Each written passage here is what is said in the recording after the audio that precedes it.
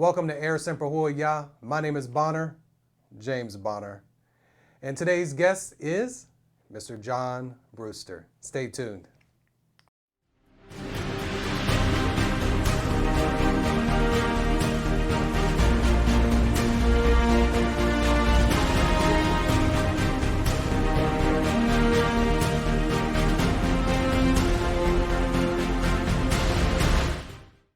All right, welcome back to Air Semper Ya. Again, today we have Mr. John Brewster. He's a retired United States Air Force, 20 years?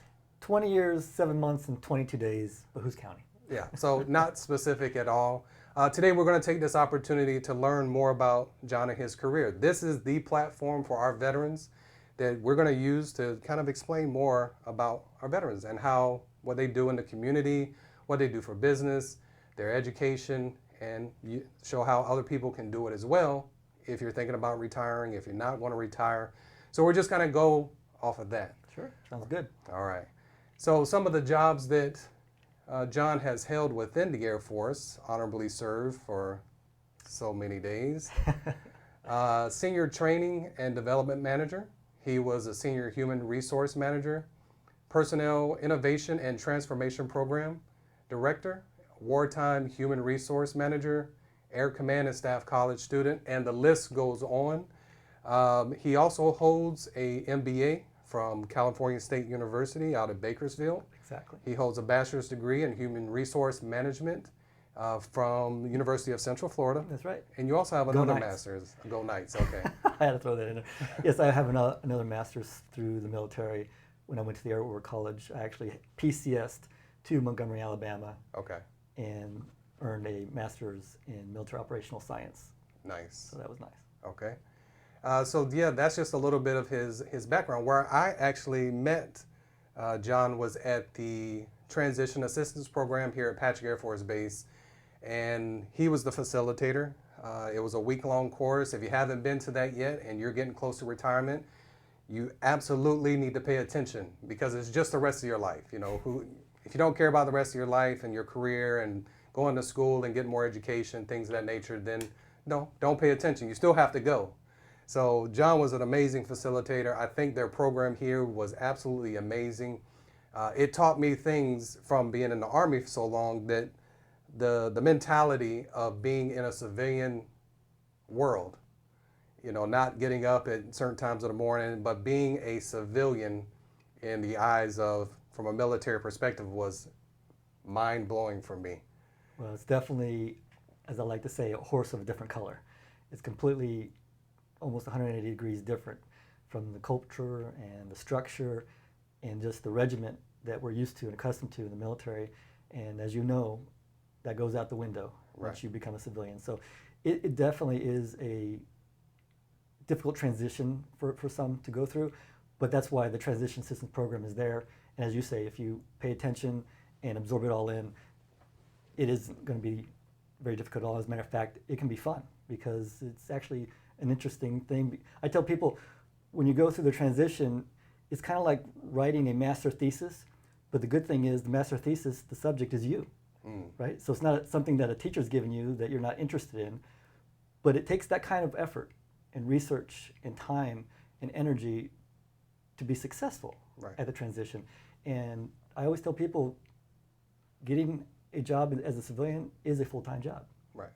Beyond the fact that we have another job that I tell people, which is applying for their VA disability, because you may know that is also very time-consuming. So I'll be honest, there's two tracks that you should focus on as you transition out of the military. One, obviously, to get a job or go to a good school, or both. And one is everyone should apply for their VA disability. Right. And I believe the whole point of the TAP program is so that you're not just getting out with nothing. It helped me prepare mentally, educationally, job-wise, financially. You have to have that plan, and that's what the TAP did for me. Was it helped me understand, hey, you just don't get out. You can, but it's not going to be maybe the best experience because you did all of these years, whether it's 2 years, 4 years, 8 years, 30 years, it's still going to be beneficial no matter how much money you have. The difference of being in the military, I was talking to a retired general, and he said one of the hardest things for him when he would go into a room as a 4-star general is everybody would get up on their feet.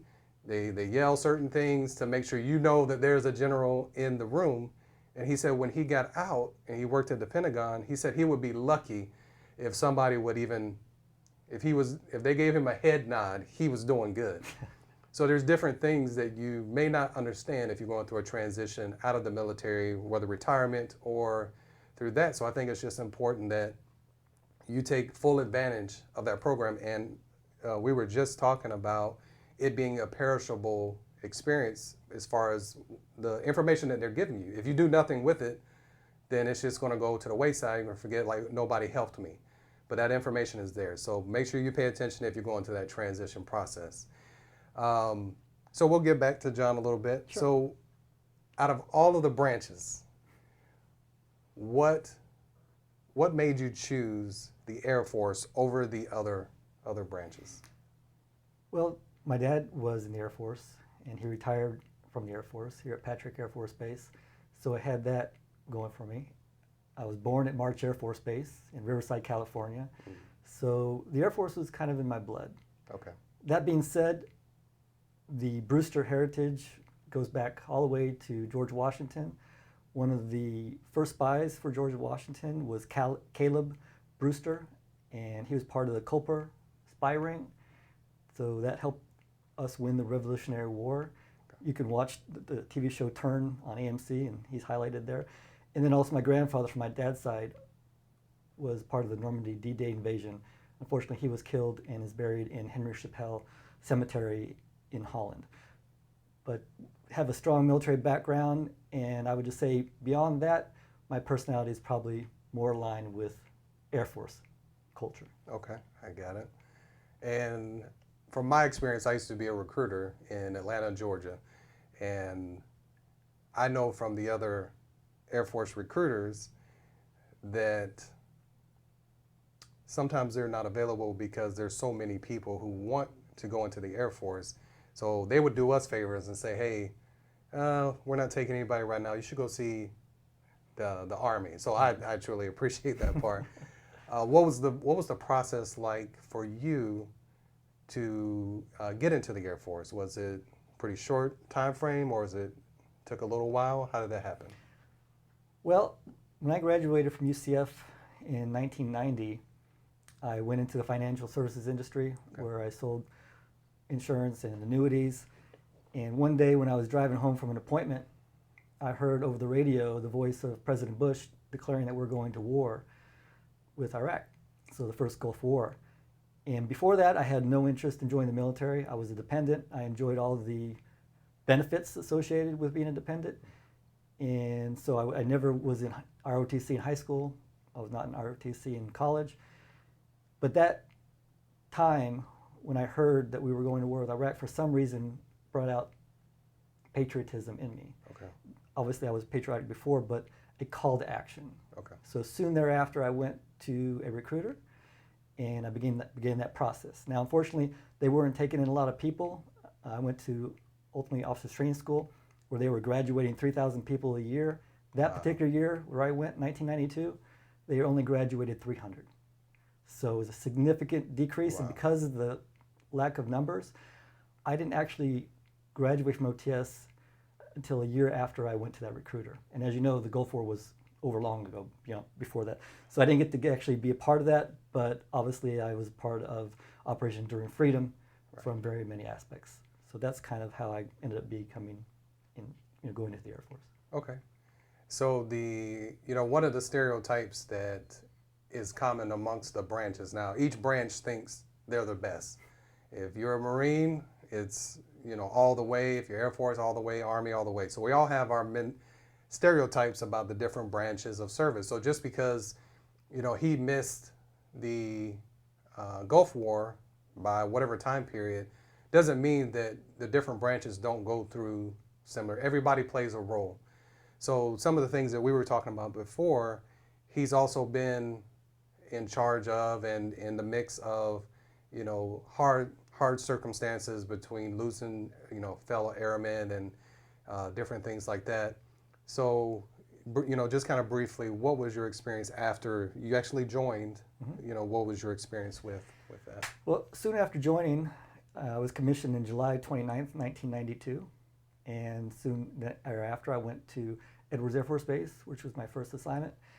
And while there, before deployments were even a thing for the Air Force, I volunteered to deploy to Turkey at Incirlik Air Force Base. And I was a protocol officer.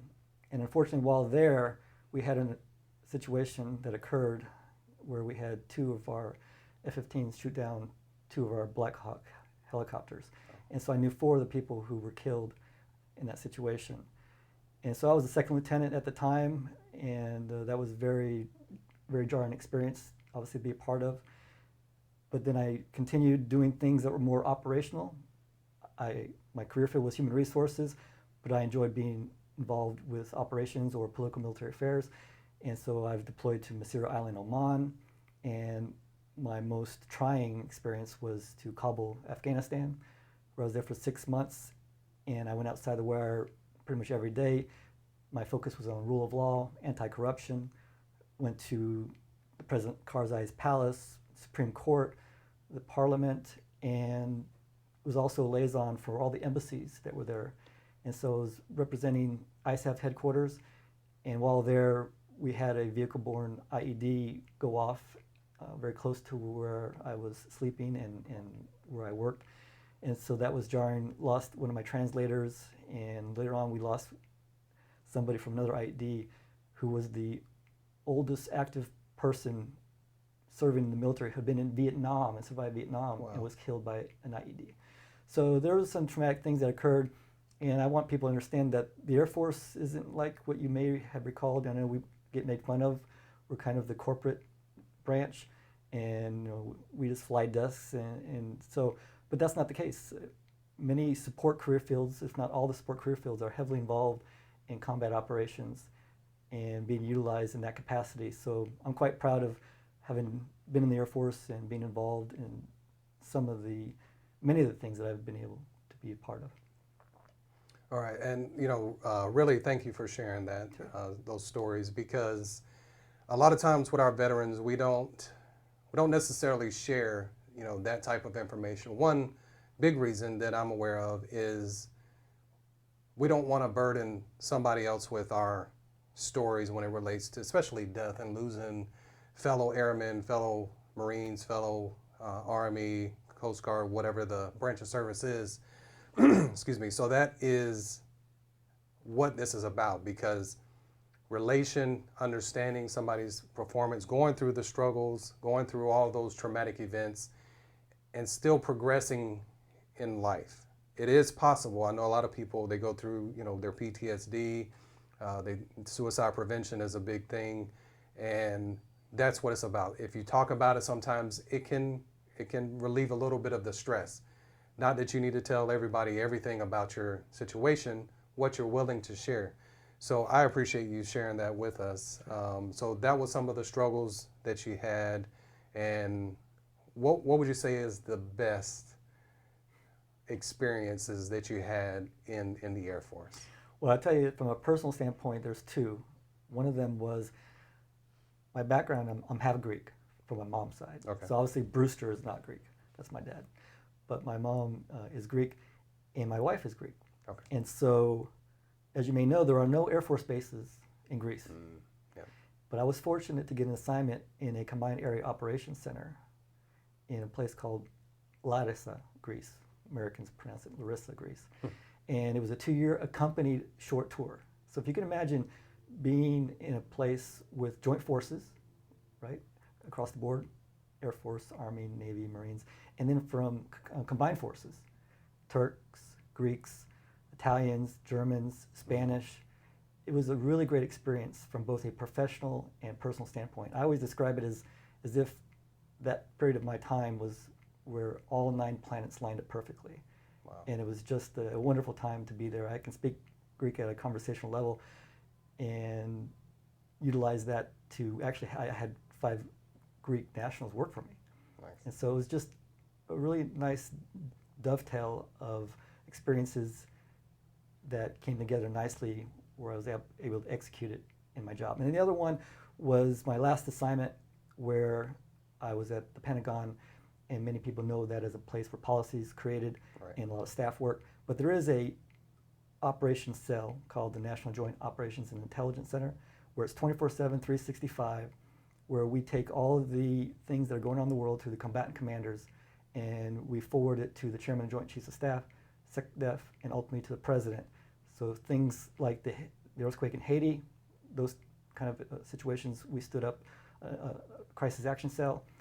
The meltdown in Japan of the nuclear reactor, Right. and also the oil rig that blew up and then was putting oil into the Gulf.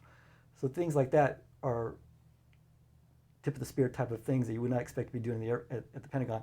And lastly, I was there when bin Laden was killed, and we got the news that he was killed. So a lot of interesting things were happening, and like I said, being HR, to be able to be involved in that kind of operational type activity was exciting for me. And so it was kind of the capstone job for my career. Okay, awesome.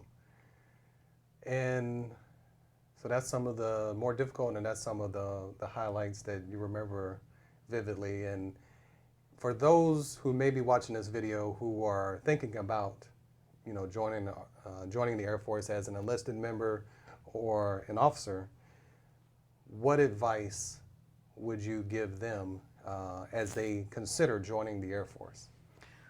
Well, one of the mottos that stuck with me when I joined the military was train like you fight. And to be honest with you, the hardest part about getting into the military is going through the commissioning source or the basic training. And so one of the things going into it is that there's going to be some physical requirement, a certain amount of push-ups, sit-ups, pull-ups, running the 600-yard dash or a mile and a half at a certain speed. So those are things that up front. So what I did is I trained to get myself physically to the point where I could pass that test from the first time I took it. Because there's a lot of competing priorities that they give you, and they're all A priorities, and you got to figure out which one you got to drop. Right. And so if you don't have to worry about passing the physical aspect of it and go through remedial training that takes away time from studying from the exams that they give you or other activities that are forced upon you, then you'll be able to focus on the things that you aren't necessarily going to be prepared for.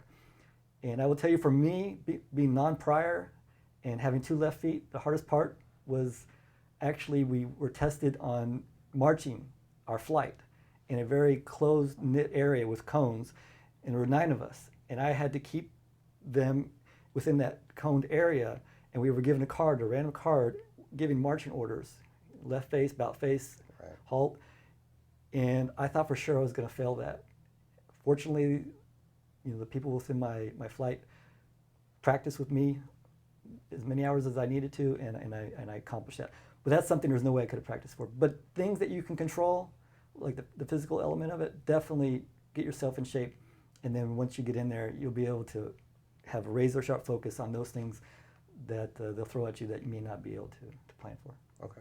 And I can definitely add just a little bit to that. The physical aspect, definitely, no matter what branch of service that you join, it's going to be physical. And one of the goals is to find a balance between not bringing too much attention to yourself. If you're very physically fit and you're trying to show off that, hey, I can do all these push-ups, I can do all these sit-ups, pull-up bars, then you're going to get that attention. And that attention may not be what you want, because now the drill instructors or drill sergeants or whatever your service has, they're going to notice you and they're going, oh, you're strong. We can put you in another position of something that you may not want.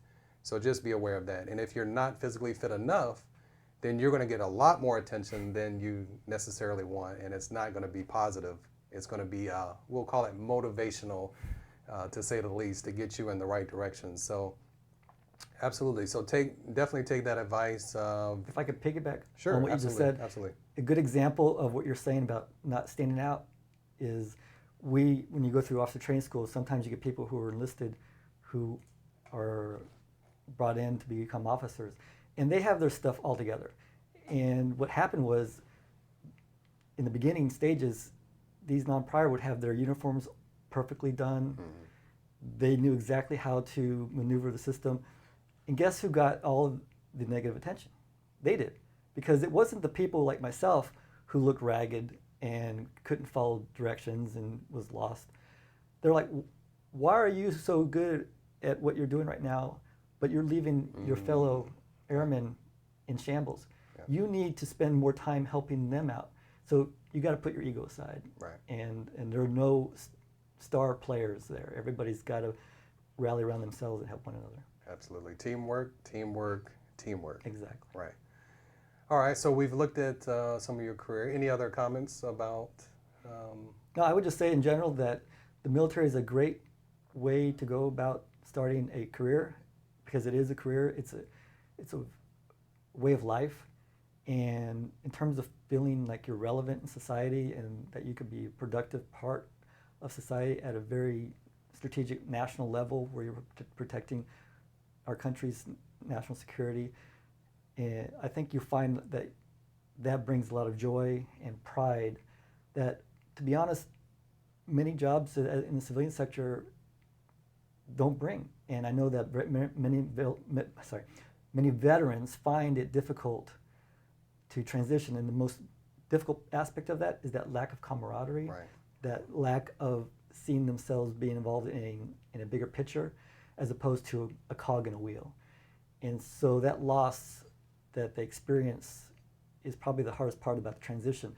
But I will tell you, it's worth it to go ahead and join the military. We are, I think it's 7% of the population ultimately goes into the military. Actively being in the military right now is 1%. So you're already part of a very select team and workforce that many civilian companies seek out. Right. And the skills that we learn in the military cannot be taught anywhere else. And civilian companies recognize that. And as I mentioned, they are actively seeking us to employ us into their companies. Right. And one thing that I did learn from the TAP program and transitioning out into retirement is, one, the camaraderie is different. It is depending on the corporation. There are some companies that are team oriented. We'll get better together, and then there are some companies and some corporations that it's individual. One of the hardest things I had to go through was going to lunch. And it sounds simple, but when I got out of I used to go to lunch with my comrades and people just to enjoy a meal, kind of talk a little bit, enjoy. But that was not a thing when I retired. I'll say, hey, y'all want to go to lunch? And most people would bring their lunch, or they say, no, I'm busy. Because you only really get 30 minutes, and in the Army, at least, depending on where you go, you get at least an hour, sometimes an hour and a half. And that's not realistic on the outside. If you spend an hour and a half, that's money you're losing if you're an entrepreneur. And if you're at a business, you're making somebody else lose money. So really, 15 to 30 minutes, get your lunch in, eat it real quick, basic training style, and then you move on. So we went through some of the attributes of your career. Now, transitioning out of the Air Force, what experiences what made you decide to retire at 20 years, 9 months, 16 minutes, or whatever it was? What made that decision come to you, say, hey, I'm done. I'm just ready to move on? Well, there's many aspects that go into that decision. One of them is financial, to be honest with you.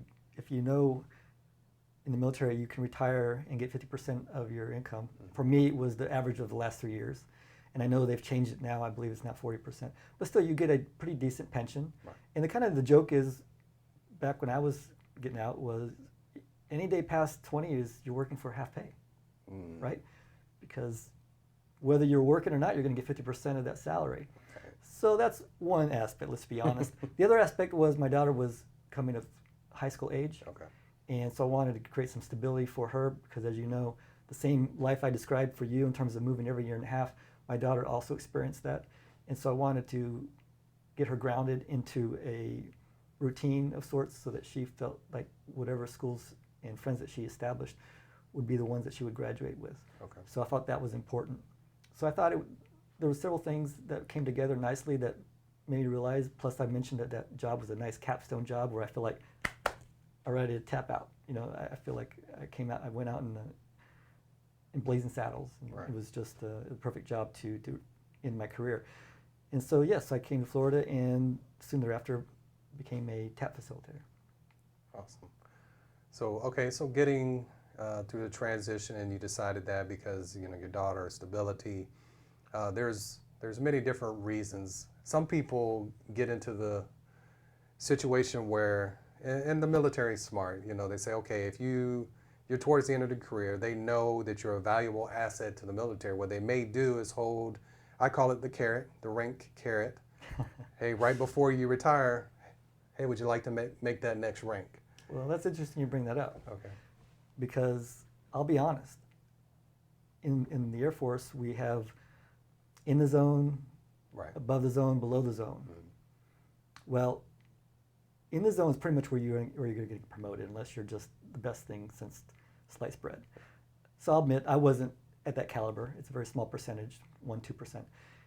And so my in the zone for 06 was going to come up, and I put my paperwork in before I even found out or even competed in the zone. Mm-hmm. So I don't even know how I would have done, whether I would have made 06. And part of that was, if I had made 06, there was commitments, right? It takes about a year to put on 06.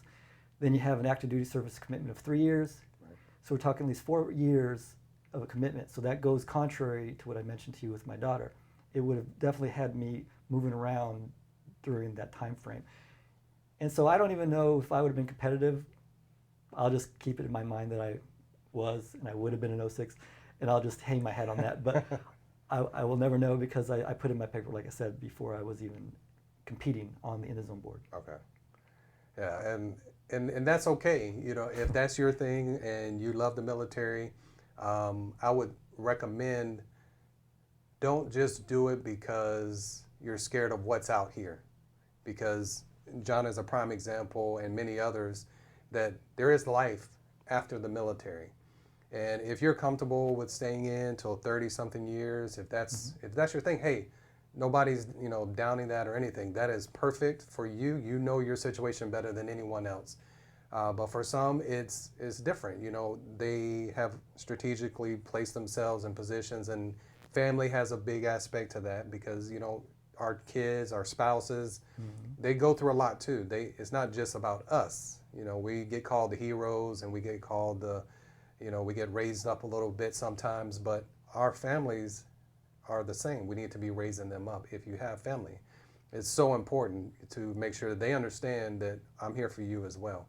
And it's not just financially, it's emotionally, because through my background, there's a lot of people who don't want to also talk about their situation and hold it in until it's too late. And that's definitely not what we encourage. We want people to find the help they need, but it starts with us. If you have that capability to share information, this is what's coming next, and I love you, I got to go on another deployment, those things affect our families, right? Our mothers, our fathers, our grandparents, our loved ones.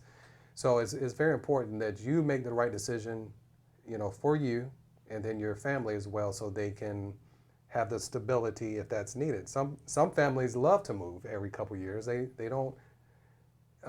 Some of the experiences I've had is where I'm ready to leave certain duty stations, from the leadership styles and things like that. So speaking of leadership, you're definitely a leader in the military and the Air Force, and definitely a leader in your community.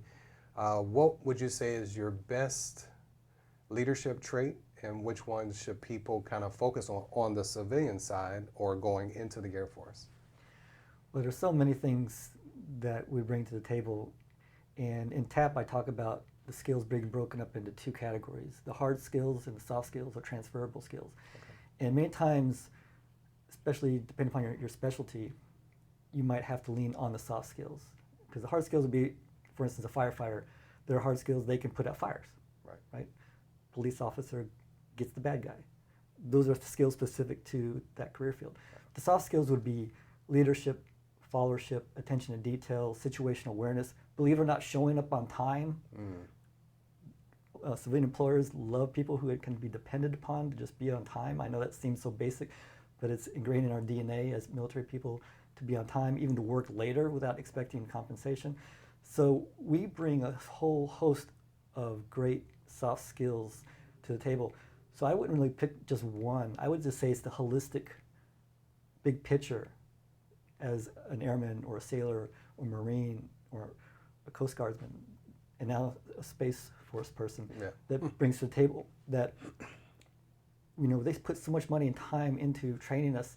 And I call it, in many ways, the time that we spend in the military, I give the example that it's like dog years. And I know it's an exaggeration, but for every year that we're in the military, it's like 7 years being a civilian because it's so compressed and very dense.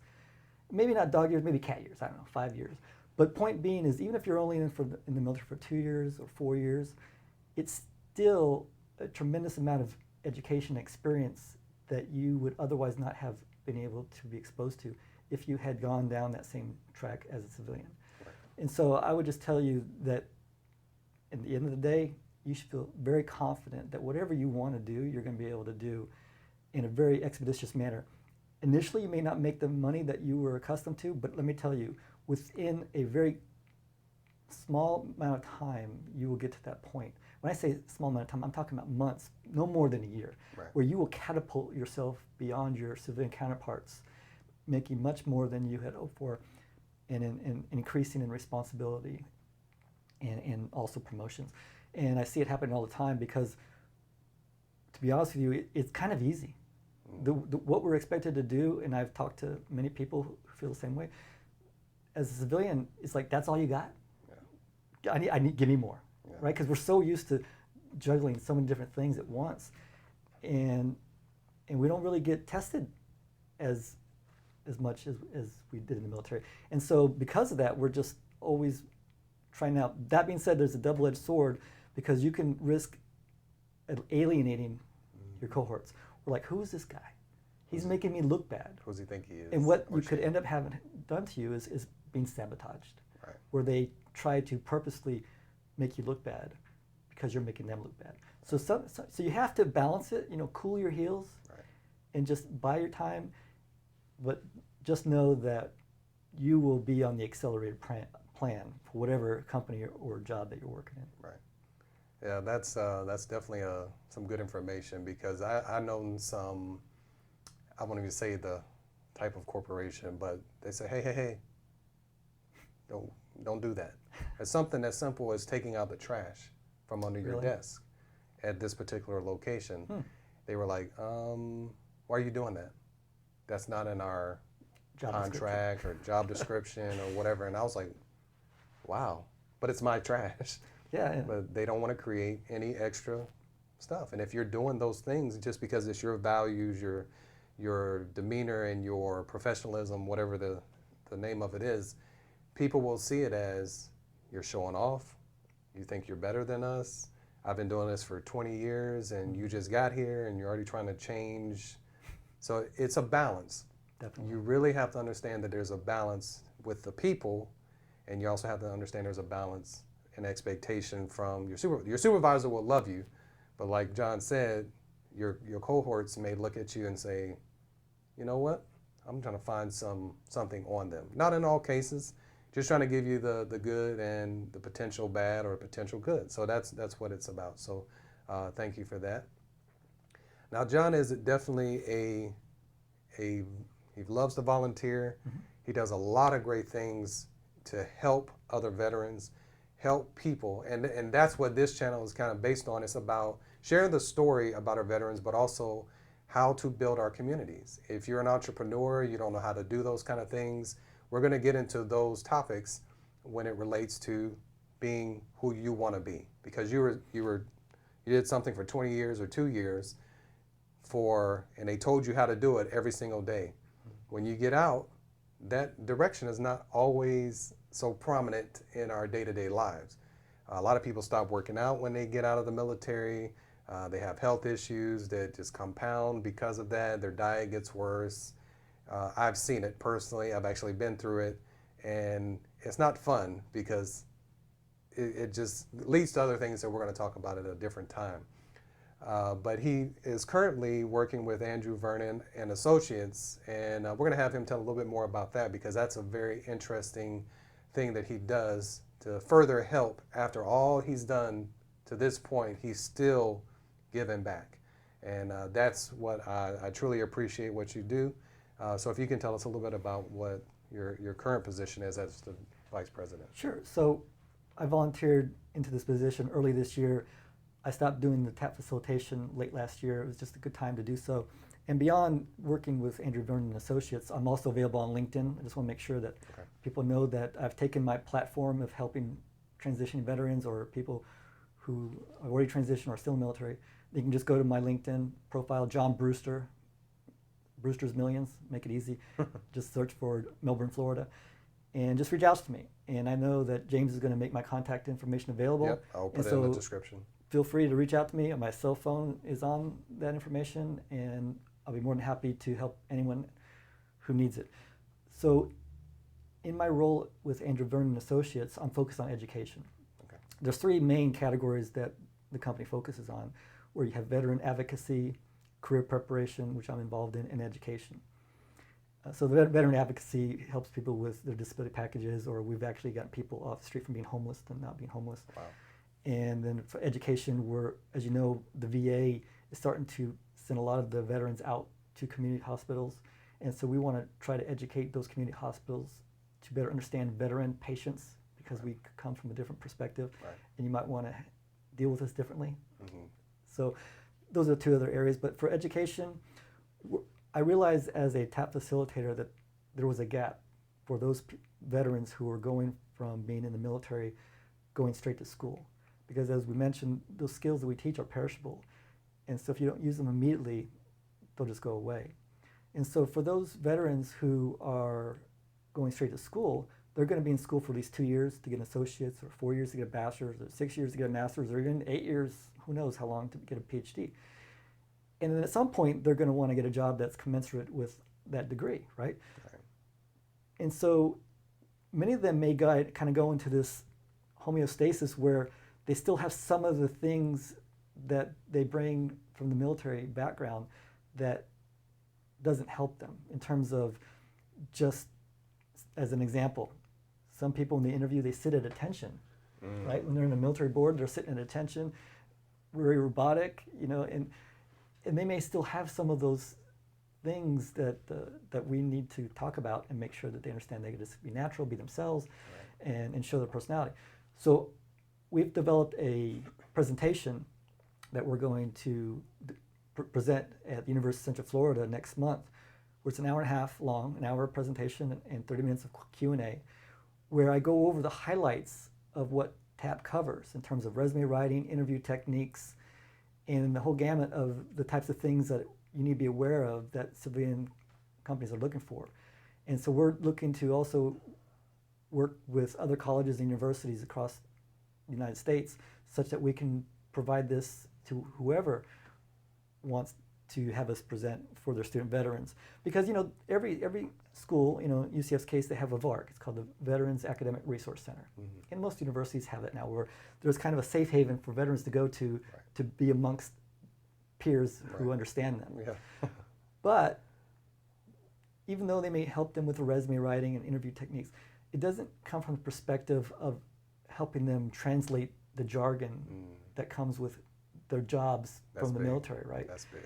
And just being able to articulate and sell themselves in a way that a civilian can understand. Right. So there's still the uniqueness associated with that veteran as a student. And so we're trying to give a condensed, let's say, Cliff Notes version of TAP to those student veterans. And so that's my focus, along with the education with military medical providers who are treating veterans outside of the VA system. Right. And you touched on something that I've experienced, and that was jargon, Army language. Talking to another Army person or even another branch of service. There, even with the branch, and then there's other language within the actual job. So trying to convey that to a civilian, now that you would be in the civilian sector, they don't want to look silly or like they don't understand, so they don't ask the question, but they don't fully understand exactly what you're saying because of the jargon.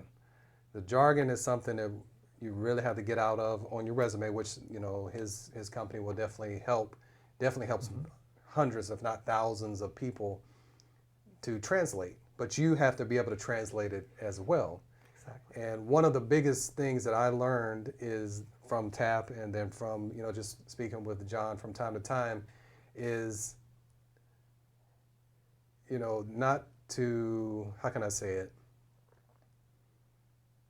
conveying the message that I'm trying to get across to get the job. And a lot of time we don't like to brag. We don't want to show off. We do it on our report cards, baby. Was in charge of 300 personnel, and this was achieved, and this was completed in a shorter time frame than given, like those kind of things. But that doesn't always translate well when it goes to a resume or in front of an interviewer who is trying to give you a job, potentially. So it's very important for these types of services that he is working with. So definitely, if you have any questions when it relates to what he's been speaking about, I'm gonna put all the links in the description below or in the comments below. If you want more information, do not hesitate. Even if it's a simple question, he makes himself always available for phone calls. That's where he takes a lot of pride from my experience dealing with him. He's always there. So don't wait is what I'm getting at. Talk to him. He's a very nice person, very astute in what he knows. He's an expert at what he knows, and he's a very valuable source for a lot of people. And I don't think it's just for people in Melbourne. It's for across probably the world. If you're a veteran or if you're transitioning out or whatever the case may be, his resources with his company are there for you. So that's the important piece that I would like for you all to go ahead and click down there below somewhere and learn more about John. Definitely go to his LinkedIn profile. He's a gold member, so it should be easy to find him. And it's that's what it's about, connecting each other to the assistance that we need so that we can be better. All right. And is there anything we haven't talked about today that you would like to convey or? No, I would just say that I know one of the more difficult things that military find themselves involved in is that transition and not willing to reach out, like you mentioned, because we're used to being independent, being our own program managers, and requiring very little guidance or assistance or information to take that hill, so to speak. But let me tell you, it's kind of like being a brain surgeon. You could be the best brain surgeon, but you're not going to be able to do brain surgery on yourself. So go to the experts, find another expert that is like myself or anyone out there who can help you with this transition, and don't be shy. And as James mentioned, we're used to talking about our successes from a team perspective, and it is very difficult to talk from I did this perspective. But that's what they want, because you're not going to bring all those people that you used to be successful in your military career. They're hiring you, just you. So they want to know, what is it about you that will make them successful? And let's be honest, one of the things that they want to be able to know is, can you increase their bottom line? And can you increase their market share? And I know those are topics that we're not accustomed to. So there's quite a bit of areas that military who transitions out needs to adjust themselves for. Right. And then using an Army term, we have to just fire, right? So it's a completely different world. And I will tell you, from my perspective, the way I look at the transition was a game. And I think we all like to play a game. And in many ways, the reaching out and creating networks, interacting with others to help you with your resume, practicing the interview with yourself, your dog in the mirror, with we have these other organizations that are state workforce agencies here. We have Brevard Workforce, and they will go and have you come in, and they will interview you, and they will critique you, they will videotape you, and just look at it as a fun experience. Obviously, I know that your livelihood's on the line, but at the end of the day, if you do all the things that you've been told will help you transition with a seamless fashion, and reach out to people like myself or wherever you feel comfortable with, you'll find that your success will be just as great, if not greater, as a civilian than in the military. Outstanding. Yeah, it's just so important to go through that transition. Look at it as the rest of your life. This is your civilian life that is going to be beneficial. There's nothing bad about getting the help, nothing bad about learning how to speak, practicing, getting critiqued. Because sometimes if you're a senior person when you retire or get out of the military, sometimes there's a little bit of, we create a boundary that we can't necessarily learn from somebody who hasn't done what we've done. But I'll tell you that take your time to learn what you can from the experts. We used to call them barracks lawyers. Not the person that's going to knows just enough of the regulation or whatever just to get you in enough trouble. Exactly. Right. You don't want to talk to those. You can. That's your choice.